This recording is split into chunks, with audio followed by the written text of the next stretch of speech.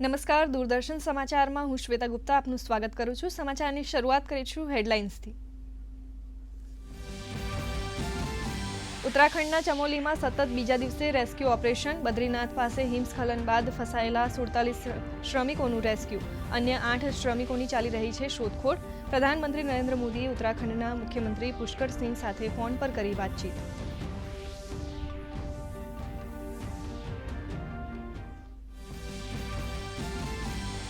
જમ્મુ કાશ્મીર, ઉત્તરાખંડ, હિમાચલ પ્રદેશ સહિત ઉત્તર ભારતના પહાડી વિસ્તારમાં ભારે બરફવર્ષાના કારણે જનજીવન પ્રભાવિત।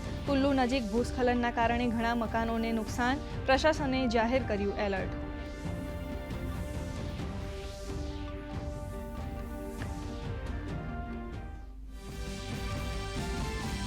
બજેટ 2025-26માં કૃષિ અને ગ્રામીણ સમૃદ્ધિ અંગે વેબિનાર। પ્રધાનમંત્રી નરેન્દ્ર મોદી વિડીયો કોન્ફરન્સના માધ્યમથી કરશે સંબોધન। બજેટની જાહેરાતોના અમલીકરણ અંગે કરશે ચર્ચા।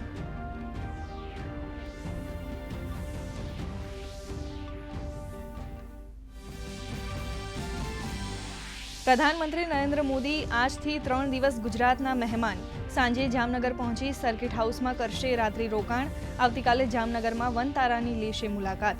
3જી માર્ચે જૂનાગઢમાં પ્રધાનમંત્રીની અધ્યક્ષતામાં યોજાશે નેશનલ વાઇલ્ડ લાઇફની બેઠક।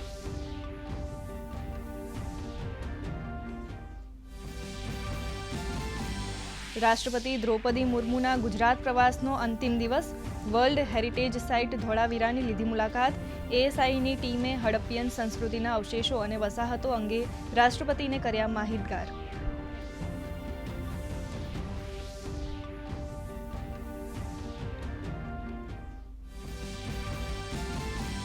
સુરેન્દ્રનગરના લીંબડીમાં આગ લાગતા 3 લોકોએ ગુમાવ્યો જીવ। કાર અને મકાનમાં આગ લાગ્યા બાદ ગેસ સિલિન્ડરમાં થયો હતો બ્લાસ્ટ। એક ઘાયલની ચાલી રહી છે સારવાર।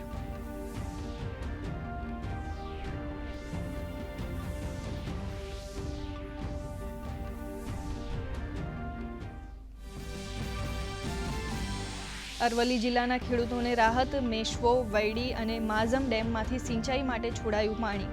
મોડાસા, ભિલોડા, ધનસુરા, મેઘરજ અને બાયડ તાલુકાના ગામોના ખેડૂતોને થશે ફાયદો।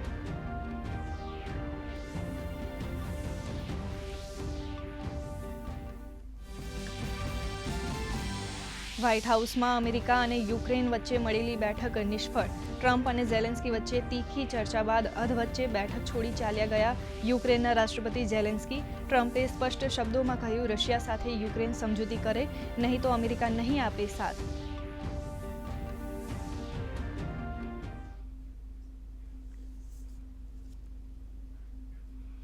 દર્શક મિત્રો, પીએમ મોદી નવી દિલ્હીના ભારત મંડપમ ખાતે સંબોધન કરી રહ્યા છે। આવો નિહાળીએ જીવંત પ્રસારણ। देख रहा हूं कि आपका ये समिट आने वाली कल को समर्पित है।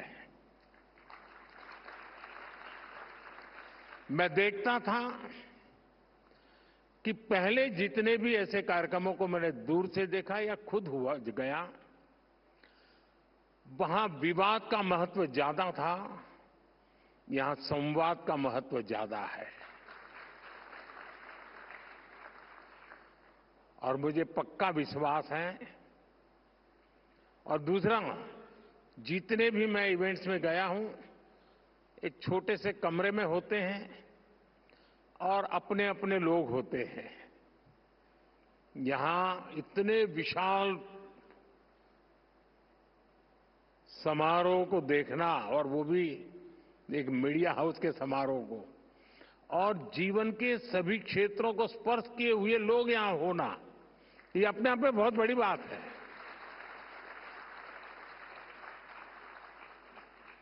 हो सकता है यहां से और मीडिया वालों को कोई मसाला नहीं मिलेगा, लेकिन देश को भरपूर प्रेरणा मिलेगी, क्योंकि यहां हुए हर व्यक्ति के विचार देश को प्रेरणा देने वाले विचार होंगे। उम्मीद है कि इस ट्रेंड को, इस टेम्पलेट को आने वाले दिनों में दूसरे मीडिया हाउस भी अपने तरीके से और इनोवेटिव बना करके कम से कम उस छोटे कमरे से बाहर निकले। તો આપ નિહાળી રહ્યા હતા ભારત મંડપમથી પ્રધાનમંત્રીના સંબોધનનું જીવંત પ્રસારણ અને હવે સમાચારો વિગતવાર જોઈએ. ઉત્તરાખંડના પહાડો પર બરફવર્ષાથી ચમેલી જિલ્લામાં ગઈકાલે થયેલ હિમસ્ખલનના કારણે ફસાયેલા 47 શ્રમિકોને સુરક્ષિત બચાવી લેવાયા છે, જ્યારે 8 શ્રમિકની હજુ શોધખોળ ચાલી રહી છે. પ્રધાનમંત્રી નરેન્દ્ર મોદીએ આજે સવારે મુખ્યમંત્રી પુષ્કરસિંહ ધામી સાથે વાતચીત કરીને સંભવ તમામ મદદનું આશ્વાસન આપ્યું છે. મુખ્યમંત્રી પુષ્કરસિંહ ધામીએ એક્સ પર જણાવ્યું છે કે પ્રધાનમંત્રીએ જનપદ ચમોલીના માણામાં ફસાયેલા શ્રમિકોને સુરક્ષિત બહાર કાઢવાના બચાવ અભિયાનની જાણકારી મેળવી છે. આઈટીબીપી, બીઆરઓ, એનડીઆરએફ, એસડીઆરએફ અને સેના દ્વારા ફસાયેલા શ્રમિકોની શોધખોળ કરી રહી છે. ગંભીર ઇજાગ્રસ્તોને વધુ સારવાર માટે એરલિફ્ટ કરવામાં આવી રહ્યા છે. 6 ઘાયલોને જ્યોતિમઠ સેનાની હોસ્પિટલમાં પહોંચાડાયા છે. પ્રધાનમંત્રી કાર્યાલય તરફથી બચાવ કાર્યનું મોનિટરિંગ કરવામાં આવી રહ્યું છે. મુખ્યમંત્રી પુષ્કરસિંહ ધામી રાહત અને બચાવ કાર્ય પર નજર રાખી રહ્યા હતા. આજે તેમણે હવાઈ નિરીક્ષણ કર્યું અને અધિકારીઓ પાસેથી રેસ્ક્યુ ઓપરેશન અંગે માહિતી મેળવી હતી.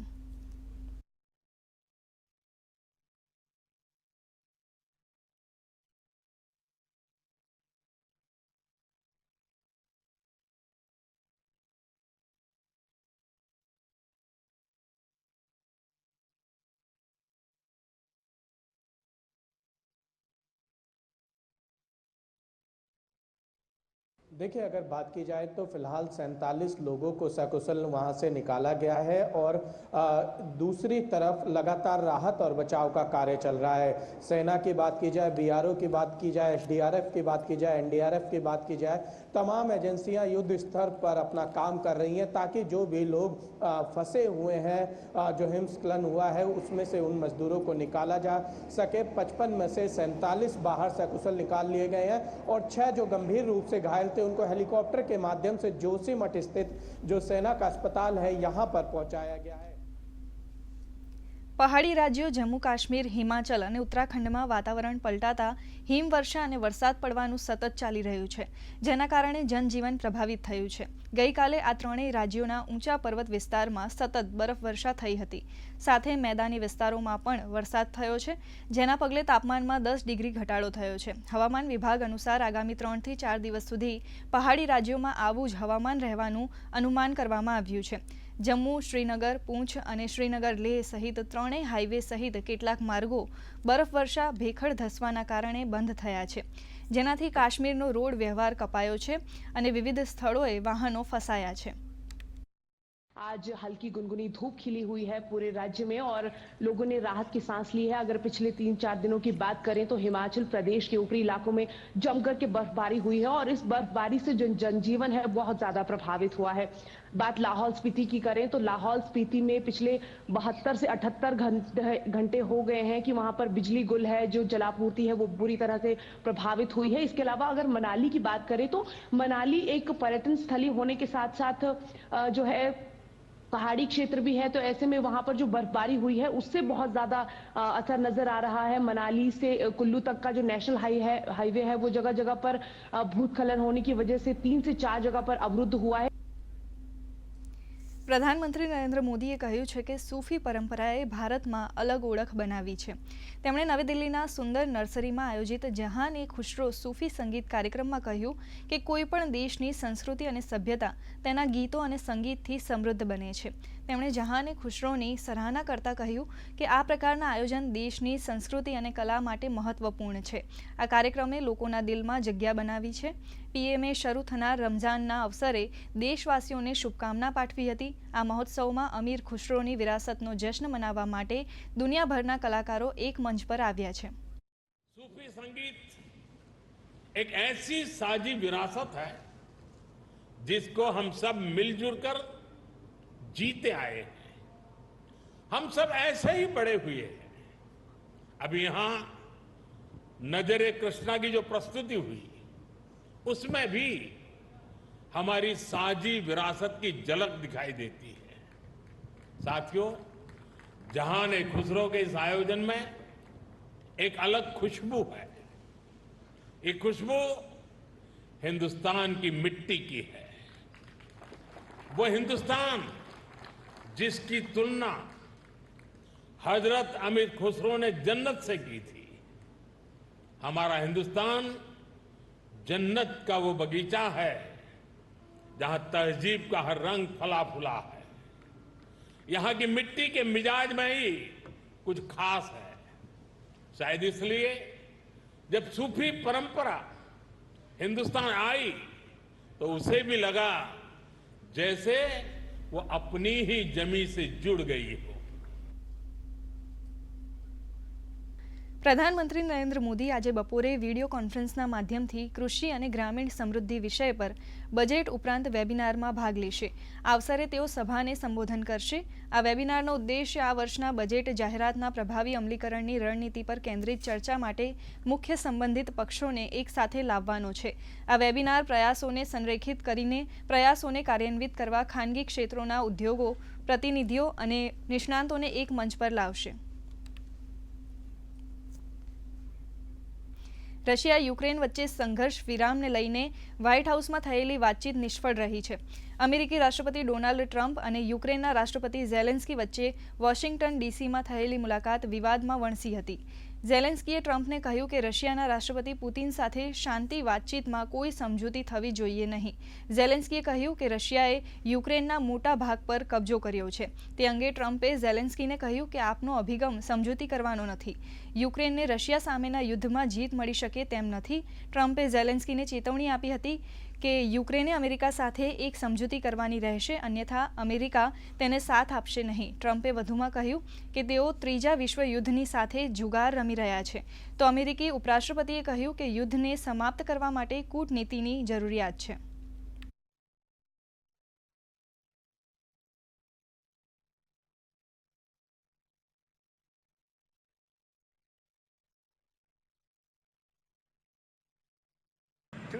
Approximately people died this week, young Ukrainians and Russians. And somebody would say, why do you care about Ukraine and Russian soldiers? I care about them. I care about everybody. And we're not doing that. Now, if we don't do anything, he's going to have to make peace, but he's dealing with a very weak set of cards. If we sign, he's dealing with a very strong set of cards, and then he doesn't want to make peace. So that's where we are. It's very simple. I'm not looking to get into anything protracted. I want immediate peace. રાષ્ટ્રપતિ દ્રૌપદી મુર્મુના ગુજરાત પ્રવાસનો આજે અંતિમ દિવસ છે. કચ્છ જિલ્લાની world heritage site ધોળાવીરાની તેઓ મુલાકાતે પહોંચ્યા હતા. ધોરડોથી ધોળાવીરા ખાતે તેઓ હેલિકોપ્ટર દ્વારા આવી પહોંચ્યા હતા. આર્કિયોલોજીકલ સર્વે ઓફ ઇન્ડિયાના ડીજીએ રાષ્ટ્રપતિને હડપ્પિયન સંસ્કૃતિની વસાહતો અને હેરિટેજ સાઇટ વિશે માહિતી આપી હતી. રાષ્ટ્રપતિને હડપ્પિયન સંસ્કૃતિના અવશેષો બતાવવામાં આવ્યા હતા. ગઈકાલે રાષ્ટ્રપતિ ભુજ ખાતે આવેલા સ્મૃતિવન ભૂકંપ મેમોરિયલ એન્ડ મ્યુઝિયમની મુલાકાતે હતા. આ અવસરે રાજ્યપાલ આચાર્ય દેવવ્રત, કચ્છના પ્રભારી મંત્રી પ્રફુલ્લ પાનશેરિયાએ રાષ્ટ્રપતિનું પુષ્પગુચ્છ આપીને સ્વાગત કર્યું હતું. રાષ્ટ્રપતિએ સ્મૃતિવન મેમોરિયલની વિવિધ ગેલેરીઝ નિહાળી જીવનની ઉત્પત્તિ અને માનવ જીવનનો ક્રમિક વિકાસ સાથે ભૂકંપ જેવી આપદાઓ અંગે જાણકારી મેળવી હતી. સાથે રાષ્ટ્રપતિએ સ્મૃતિવન પરિસરમાં વૃક્ષારોપણ કરીને પર્યાવરણ જતનનો સંદેશ આપ્યો હતો.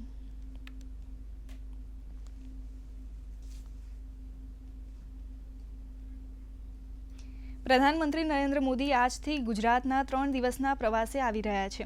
સાંજે જામનગરમાં આગમન થયા બાદ સર્કિટ હાઉસમાં તેઓ રાત્રિ રોકાણ કરશે. તો 2 માર્ચે જામનગરમાં વનતારાની મુલાકાત લેશે. ત્યારબાદ 3 માર્ચે જૂનાગઢમાં નેશનલ વાઇલ્ડ લાઇફની બેઠકની અધ્યક્ષતા કરશે.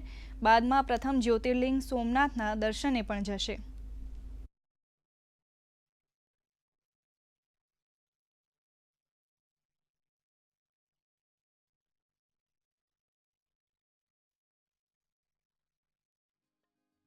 દેશના વડાપ્રધાન નરેન્દ્રભાઈ મોદી જામનગર જિલ્લાના પ્રવાસે આવી રહ્યા છે. ત્યારે તારીખ 1 અને 2 ના રોજ વડાપ્રધાન નરેન્દ્ર મોદી જામનગરની મુલાકાત લેવામાં આવનાર છે.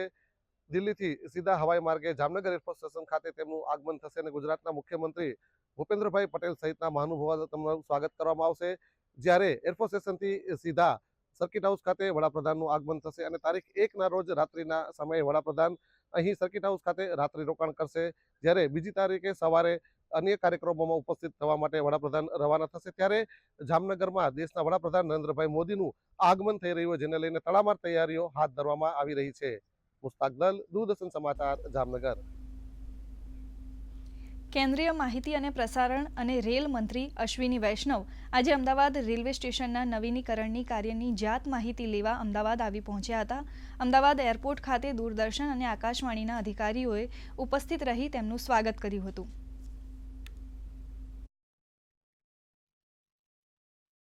$360 किलोमीटर का काम कंप्लीट हो गया है और जो 2.5 साल का लॉस हो गया था, ठाकरे जी ने परमिशन नहीं दी थी, वो लॉस भी अब मेकअप हो रहा है. और महाराष्ट्र वाले सेक्शन में भी बहुत अच्छी प्रोग्रेस है. महाराष्ट्र में भी बहुत अच्छी प्रोग्रेस है. और जो अंडर सी समुद्र के नीचे की टनल बननी है, वो भी उसकी भी बहुत अच्छी प्रोग्रेस है. करीब करीब 2 किलोमीटर के आसपास अंडर सी टनल बन गई है. और मैं आपको 2 चीज़ें और बताना चाहूँगा साथियों. गुजरात के लिए इस बार रेलवे के बजट में रिकॉर्ड एलोकेशन हुआ है. आप सब जानते हैं 17,155 करोड़ 17,155 करोड़ रुपए का एलोकेशन हुआ है. ये जब यूपीए की सरकार थी, कांग्रेस की जब सरकार थी, तब मात्र 590 करोड़ का एलोकेशन होता था, 600 करोड़ का एलोकेशन होता था. आज उससे 29 गुना ज्यादा 29 टाइम्स मोर एलोकेशन हुआ है.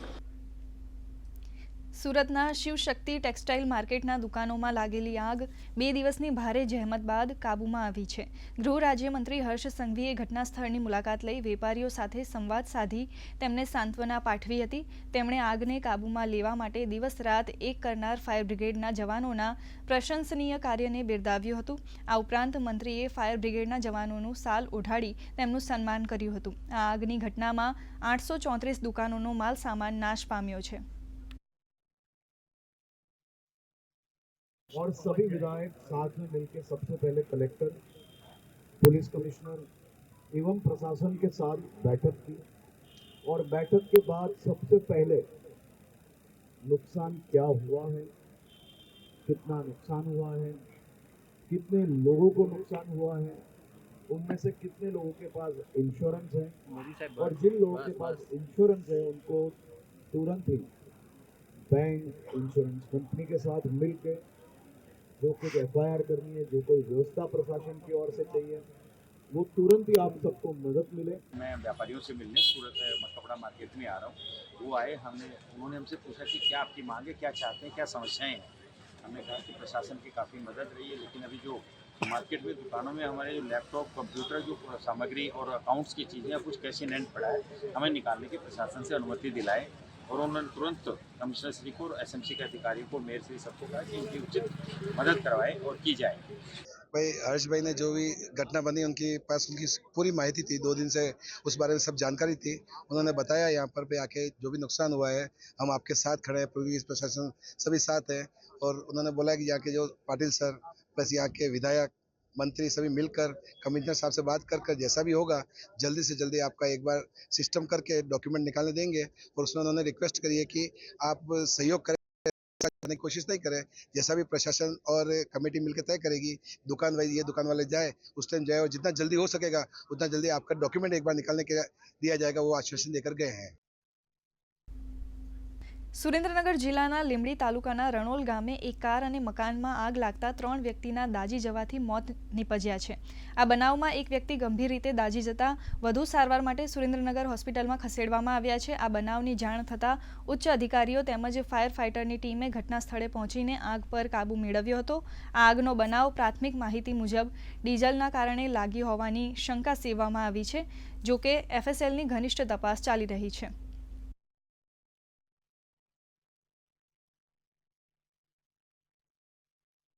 એક ઘરમાં અને એક ગાડીમાં આગ લાગી હતી અને આગને બુઝાવવા માટે થઈને લીંબડીમાંથી 2 ફાયર ફાઇટરની ગાડી અને સુરેન્દ્રનગરમાંથી એક ફાયર ફાઇટર માટેની ગાડી મોકલવામાં આવી હતી. સાથે સાથે અમે પોતે DYSP લીંબડી, ધારાસભ્યશ્રી અને મેડિકલની ટીમો સ્થળ પર પહોંચ્યા હતા. ત્યારબાદ જે મકાનમાં આગ લાગી હતી એ મકાનમાંથી 3 ડેડ બોડી મળી છે. એક ફિમેલની છે અને 2 મેલની છે અને એક વ્યક્તિ જે છે એ એમના પગ દાઝી ગયા છે. એટલે એમને પહેલાં અહીંયા લીંબડી હોસ્પિટલ ખાતે દાખલ કર્યા અને ત્યારબાદ સુરેન્દ્રનગર ખાતે એમને રિફર કર્યા છે. તેમના બંને પગોમાં આગ લાગી. 6 વાગ્યાથી લઈ અને 6:30 વાગ્યાની આસપાસ એક બનાવ બનેલો હતો, જેમાં એક ઘરની અંદર કોઈ પણ કારણોસર થોડી માત્રામાં જેટલી પણ માત્રા હોય ડીઝલ લઈ આવવામાં આવેલું હતું અને ઘરમાં કોઈ પણ કારણોસર આગ લાગી હતી અને ત્યારબાદ આજુબાજુના જે લોકો છે એમના કહેવા મુજબ નાનો મોટો બ્લાસ્ટ પણ થયેલો છે. આ જ્વલનશીલ પદાર્થના લીધે ઘરમાં આગ લાગવાથી કુલ 3 લોકોના જે છે ઘરની અંદર દાઝી જવાથી મૃત્યુ થયેલા છે. પંચમહાલ જિલ્લામાં અમદાવાદ ઇન્દોર હાઈવે પર ફતેપુરાથી સુરત જઈ રહેલી એસટી બસને મોડી રાત્રે ગઢ ગામ પાસે અકસ્માત નડ્યો હતો. આ અકસ્માતમાં બસના ડ્રાઈવર સહિત 18 મુસાફરોને ઈજા થવા પામી હતી. આગળ જઈ રહેલા ડમ્પરે અચાનક બ્રેક મારતા પાછળ આવી રહેલી બસ ડમ્પર સાથે અથડાઈ હતી. આ બનાવની જાણ થતાં ગોધરા ફાયર બ્રિગેડ, પોલીસ અને એસટી વિભાગના કર્મચારીઓ ઘટના સ્થળે પહોંચ્યા હતા. ઘાયલોને 108ની મદદથી સારવાર માટે ગોધરા સિવિલ હોસ્પિટલ લાવવામાં આવ્યા હતા.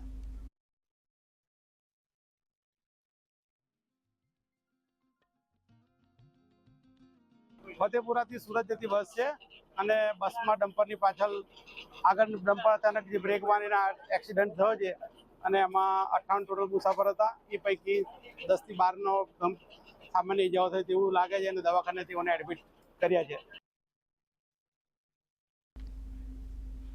અરવલ્લી જિલ્લામાં સિંચાઈ વિભાગ દ્વારા ખેડૂતો માટે સિંચાઈનું પાણી છોડાઈ રહ્યું છે. મોડાસાના માઝમ જળાશયમાંથી ચોથા તબક્કાનું હાલ 25 ક્યુસેક પાણી છોડવામાં આવતા મોડાસાના 9 અને ધનસુરાના 8 મળીને 17 ગામડાઓના ખેડૂતોને સિંચાઈનો લાભ મળી રહ્યો છે. મેશ્વો જળાશયમાંથી 4 તબક્કામાં પાણી અપાતા મોડાસાના 9 અને ધનસુરાના 8 મળીને 17 ગામડાઓના ખેડૂતોને સિંચાઈનો લાભ મળી રહ્યો છે. આ સાથે જ મેઘરજ તાલુકાના વૈડી જળાશયમાંથી 5મા તબક્કાનું 20 ક્યુસેક, બાયડના લાંગ જળાશયમાંથી ચોથા તબક્કાનું 50 ક્યુસેક અને માલપુરના વાત્રક જળાશયના જમણા કાંઠાની કેનાલમાંથી 70 અને ડાબા કાંઠાની કેનાલમાંથી 184 ક્યુસેક પાણી છોડવામાં આવ્યું છે.